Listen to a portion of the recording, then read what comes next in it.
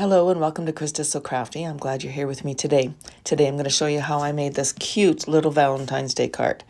I went into Cricut Design space and I pulled up a shape.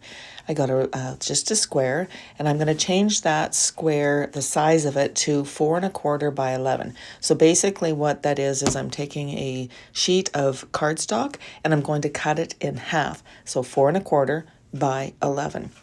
And I just went in, I needed something I'm not going to actually cut this out using my Cricut. I'm just using it as a design area. So I'm also going to go in and grab that little line and I'm going to rotate it so that I can set it across there, which will show me where the fold is on my card. I'm also changing the size of that line to 4 1/4 inches as well. So then once I do that, I'm just going to select both the rectangle and the line, and I'm going to align center. Next, I'm going to go back into the shapes area and I'm going to grab another square and I'm going to change that to 4 by 5.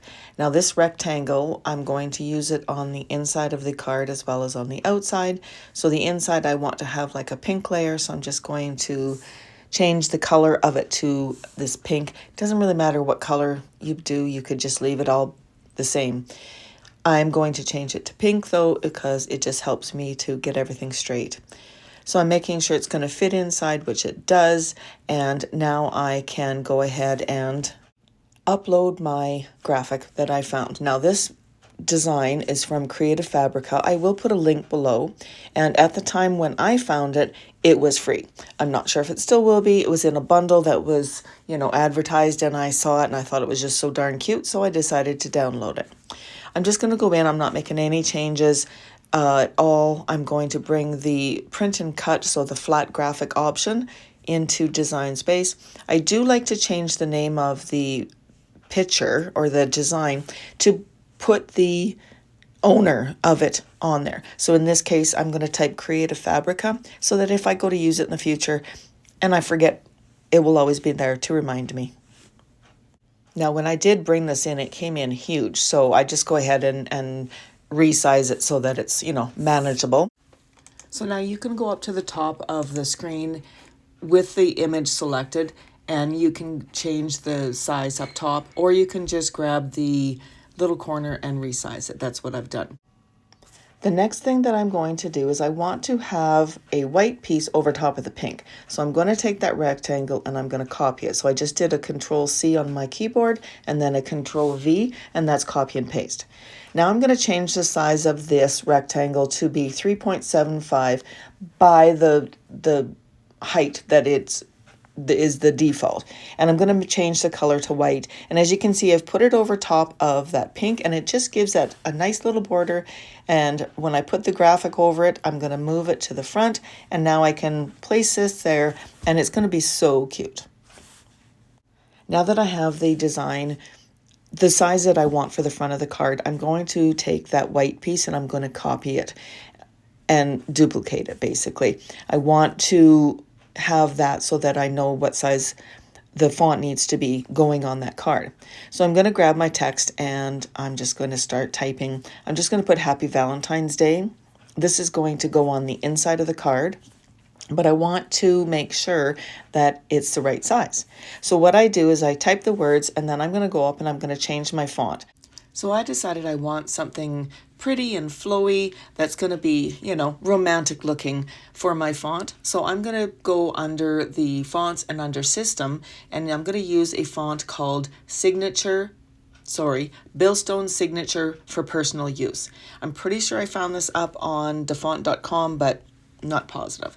So that's what I'm going to use, and I'm just resizing it, making sure it's going to fit in that little white square. Now you can go ahead and use whatever font you want. There's so many fonts out there that you can use, and you can also put whatever words you want in there. Now I just decided that I'm going to put Happy Valentine's Day, and I kind of fooled around with maybe thinking, oh, well, I'll change the color. Maybe I'll make it, a pink or a red. And I'm like, I ended up going back and just sticking with the black, and I'm really glad I did because it just looks so much better inside the card. And I really liked how the end result was for this card, and I'm happy that I went with the choice I did. like I said, I decided that I would put the Happy Valentine's Day on the inside of the card. So I'm just centering this on this little card and resizing it so that it's going to look so nice.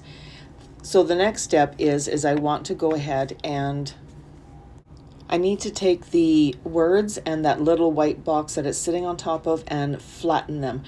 What that does is it changes the font to a print and cut option, which is what we want.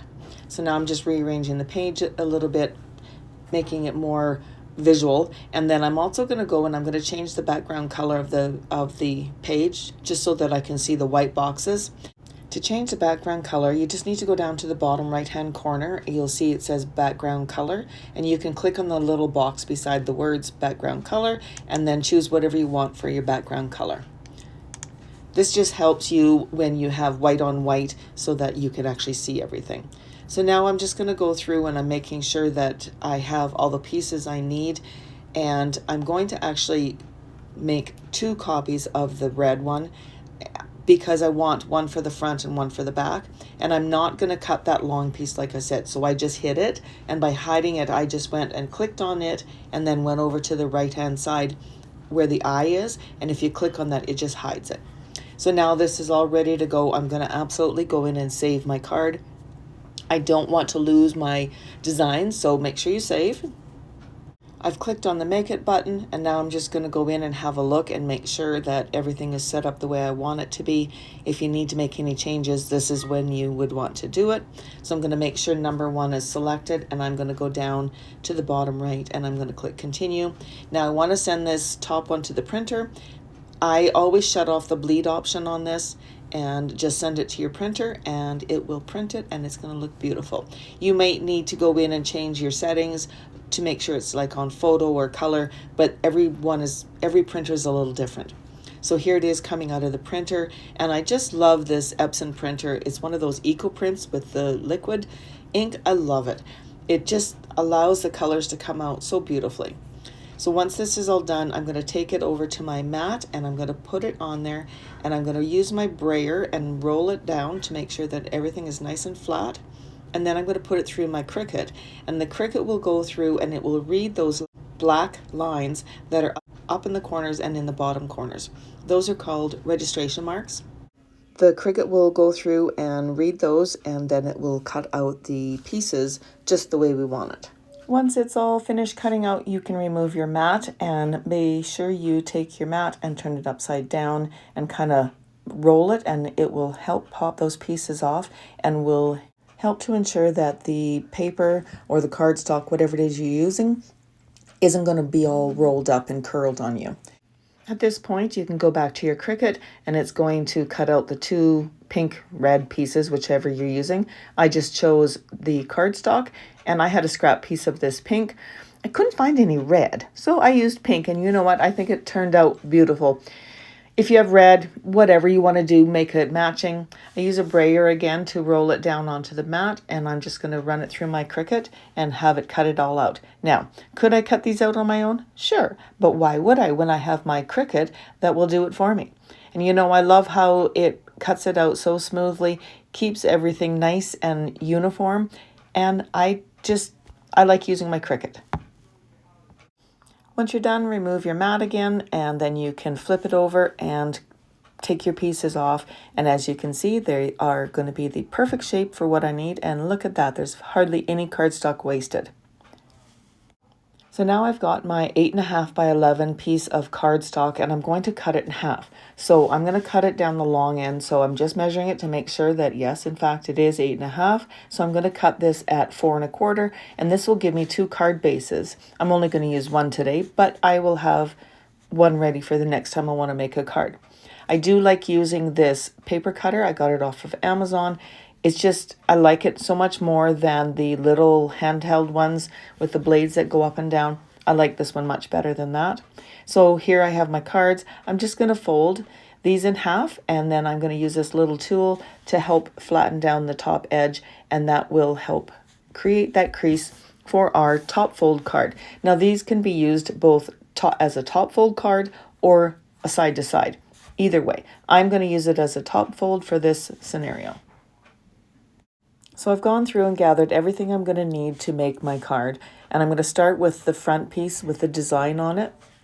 And I want to pop these up. So I'm going to use some of these foam squares on the back and just put one in each quarter. And I do put one in the center as well. This just helps so that it doesn't sag. As for the piece that has the Happy Valentine's Day on it, I'm actually going to use my little tape runner here. It's like a little double-sided tape glue kind of thing, and I just like it for this type of project. I don't want the card on the inside to be popped up. I want it flat.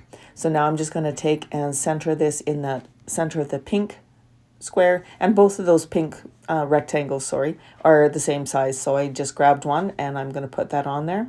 And I'm going to go and take the front piece with the design on it, and I'm going to take those little paper backings off. And this will just give the front of the card a little bit of dimension. So I'm just going to go ahead and center this on that pink piece, and it's going to be so cute. And I do like how the pink coordinates with the red. I know it's different color, but I think it looks very cute. I just felt there was something missing on the top of the card, so I dug around in my stash and I found this little ribbon rose, and I'm just going to hot glue that onto the top corner, and again, it's just going to give it a little bit of more dimension for the card. Don't be scared to add little embellishments to your cards. It really does help to make them pop. Now I'm going to take this tape runner and I'm going to put some on the back, and I do put a little bit of an X on the center as well, and I'm going to stick that on the inside of the card. So as you'll see here, I just take the card, and in this scenario, like I said, it's a top-down card. Make sure you have it the right side up. Center it in there and just pop it on down. And I just like how it just adds a little bit of color on the inside of the card. So then for the outside, I'm going to do the same thing. I'm going to use my tape runner and just go all the way around the four sides and then in the center. This will help to ensure that the front of the card stays together. So just get that on there. Now, hindsight's 20/20. I should have maybe done this a little differently before I put the rose on. Maybe should have done this, but you know what? It still worked out in the end. Again, I'm just going to center it on the front of the card. And just like that, the card is now all finished once this is on, and I think it turned out so adorable. I just love these little graphics from Creative Fabrica. Whoever designed them did such an amazing job. I don't even remember how many there was in this little packet, but it's so cute. If you enjoyed this video, please give it a thumbs up. Consider subscribing to my channel. And as usual, come on over to my Facebook page, Krista So Crafty. I want to thank you for joining me today. I hope that you enjoyed this card making process. And if you want to see some more, let me know in the comments below. Happy crafting!